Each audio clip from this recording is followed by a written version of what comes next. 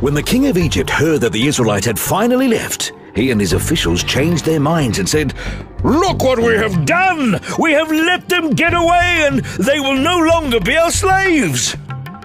The king got his war chariot and army ready. He commanded his officers in charge of his 600 best chariots and all his other chariots to start after the Israelites.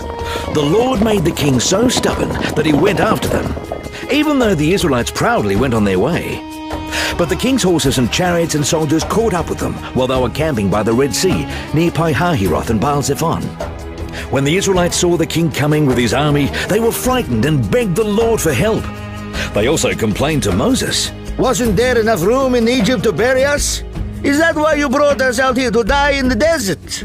Why did you bring us out of Egypt anyway? While we were there, didn't we tell you to leave us alone? We'd rather be slaves in Egypt than die in this desert." But Moses answered, "Don't be afraid. Be brave, and you will see the Lord save you today. These Egyptians will never bother you again.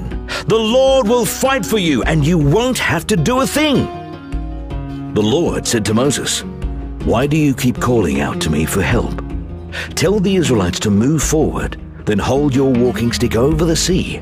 The water will open up and make a road where they can walk through on dry ground. I will make the Egyptians so stubborn that they will go after you. Then I will be praised because of what happens to the king and his chariots and cavalry. The Egyptians will know for sure that I am the Lord." All this time, God's angel had gone ahead of Israel's army, but now he moved behind them. A large cloud had also gone ahead of them, but now it moved between the Egyptians and the Israelites. The cloud gave light to the Israelites, but made it dark for the Egyptians, and during the night they could not come any closer.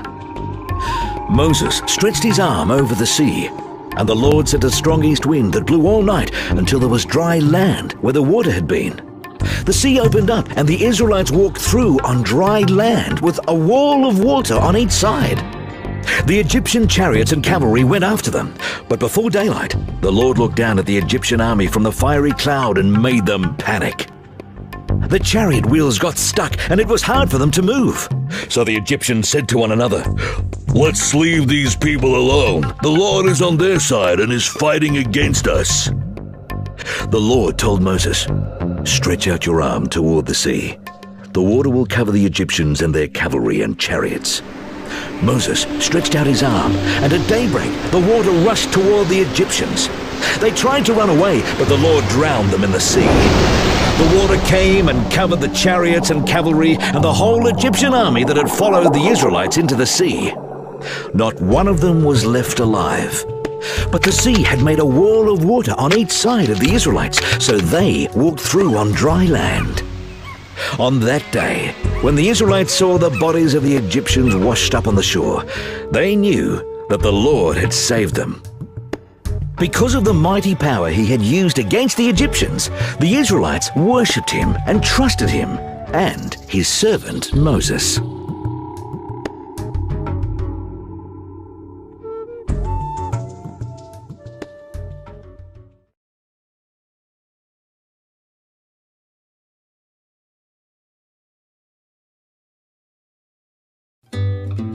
Jesus was going through Jericho, where a man named Zacchaeus lived.